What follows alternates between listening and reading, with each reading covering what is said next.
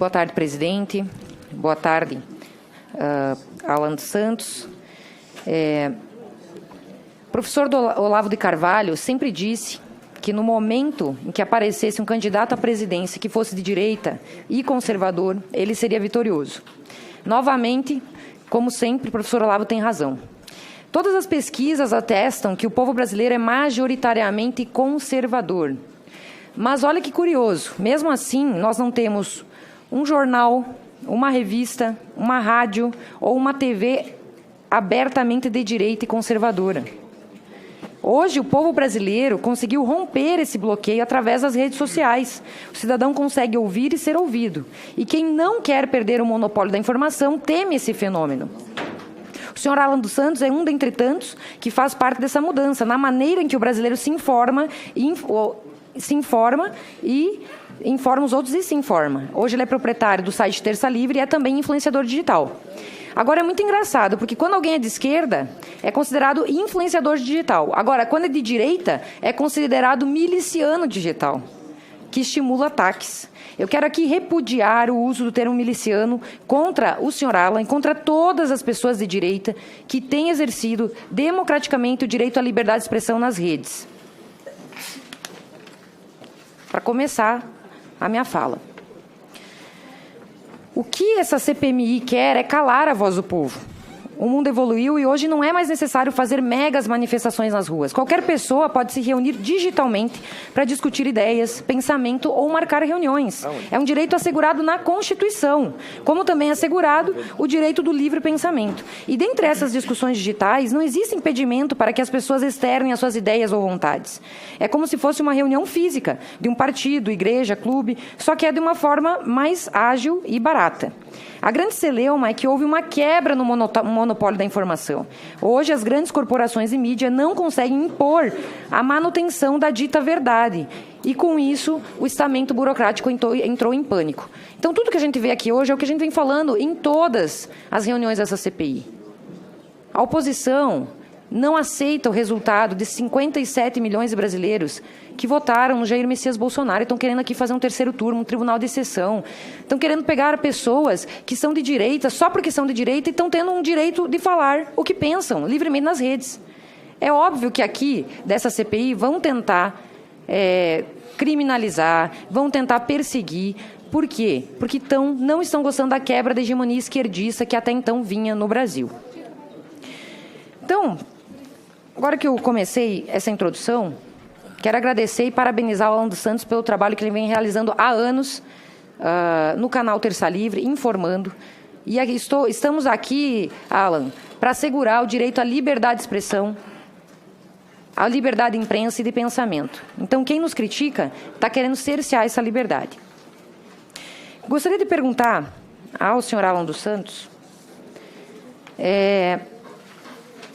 se o senhor acha que essa CPMI está afetando a liberdade de imprensa, na qualidade de jornalista. Muito bem, excelentíssima deputada.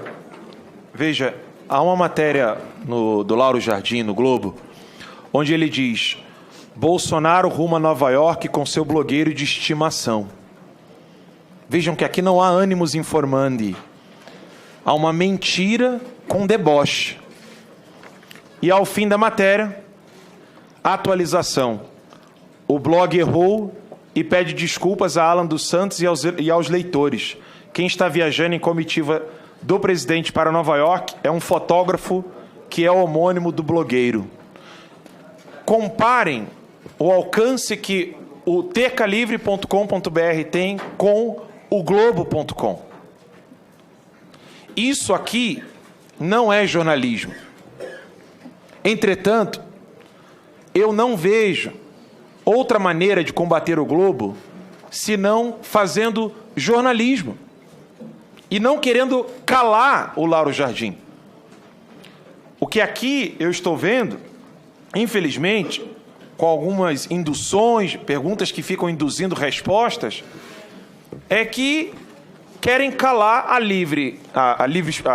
liberdade de expressão e querem proibir ou coibir ou condicionar a liberdade de associação de pessoas, que está previsto na Constituição. Se não há pagamento, não tem como provar nenhum tipo de pagamento, por que chamar de milícia? Se é ofensa, por que não recorrer aos tribunais? Até agora, não ficou claro para mim o que é fake news, senhora deputada. Porque o que é fake news? É a calúnia? Não, calúnia já está previsto por lei. Nós não temos sequer um conceito de consenso e um conceito jurídico, e sequer a criminalização. Exato. Mas o que se faz aqui é tentar criminalizar algo que sequer se tem um consenso acerca do conceito, para ver como é que está o negócio. Então, eu gostaria de insistir nessa pergunta. O que seria, então, um jornalismo verdadeiro, senhor Alan? Já que muitas vezes a gente vê matérias em blogs tendenciosas como essa que o senhor acabou de demonstrar. Bem, cabe lembrar que o jornalismo verdadeiro ele não é partidário. O que isso significa? O que o Lauro Jardim está fazendo nessa matéria do Globo, ele é óbvio, isso aqui é fofoca, ainda nem fofoca né? É uma mentira grave. Isso aqui eu considero fake news. Os jornalistas de esquerda, como bem disse o ex-ministro que hoje está enjaulado, que é o Lula, ele escreveu um livro, Jornalistas e Revolucionários, onde ele celebra e comemora a participação de pequenos jornais, como o Pasquim e tantos outros, e outros jornais, inclusive, ligados a partidos políticos, dentro do processo da democracia, segundo a visão do ex-ministro. Existe o jornalismo de esquerda? Existe. E ele tem que ter a liberdade.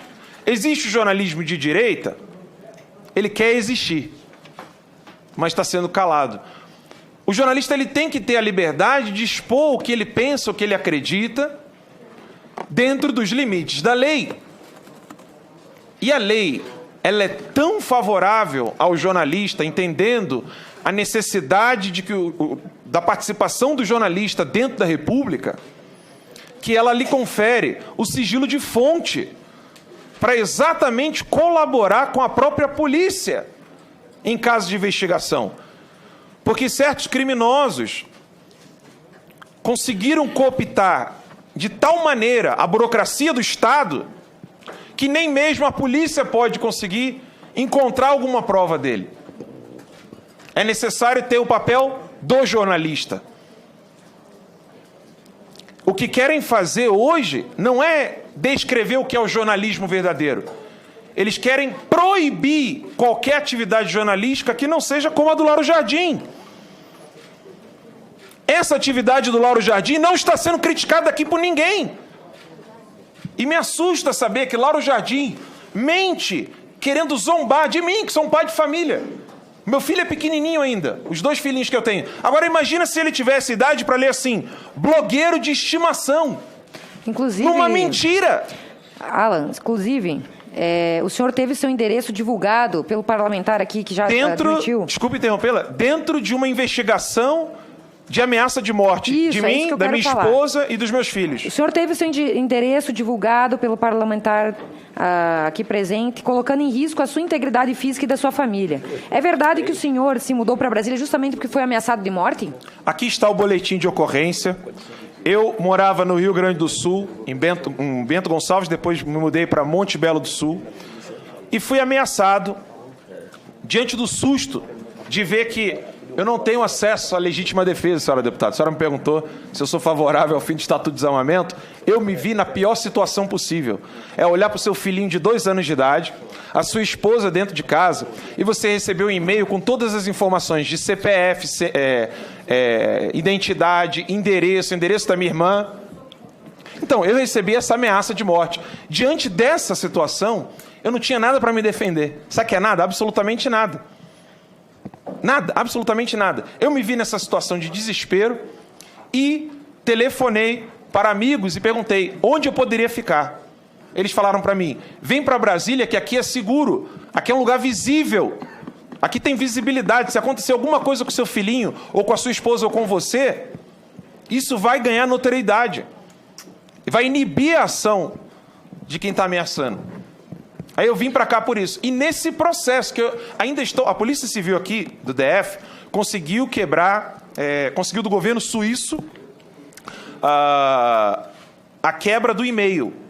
Mas só que quem está me ameaçando de morte conseguiu guardar o e-mail, o acesso, na verdade, ao e-mail, pelo IP de uma empresa americana.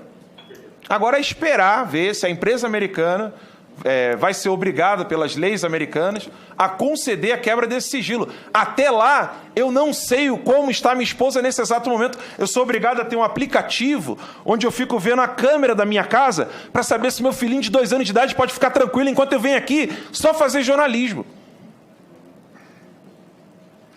É muito duro isso. Porque, desculpe-me, os senhores têm direito a uma escolta armada. O senhor tem direito. Alan. É verdade, eu tenho, é verdade. Os senhores têm direito a uma escolta armada. Sabe o que eu tenho direito? A rezar e pedir a Deus para que nada Alan, aconteça. Seguinte, queria perguntar, eu gostaria que me respondesse de forma objetiva, porque eu tenho mais alguns questionamentos e meu tempo já está acabando. O senhor sente que a grande imprensa já causou... Perdão. O senhor sente que o crescimento das mídias independentes, como é o Terça Livre, é uma ameaça à mídia tradicional? Eu não digo uma ameaça à mídia tradicional, mas uma ameaça ao monopólio da mídia tradicional.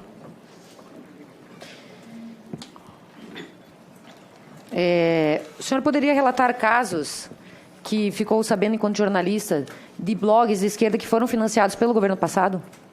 Eu tenho registrado isso.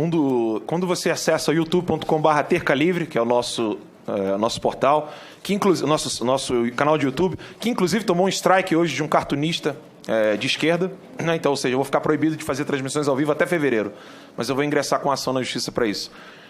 Lá você pede bota no Google, no YouTube, perdão, no próprio YouTube, os vídeos mais vistos. O terceiro vídeo mais visto do Terça Livre é um flagrante delito de um grupo de esquerda fazendo campanha para o Haddad com formulário, pagamento, dia de pagamento, e esse vídeo está no meu computador, porque eles retiraram do ar.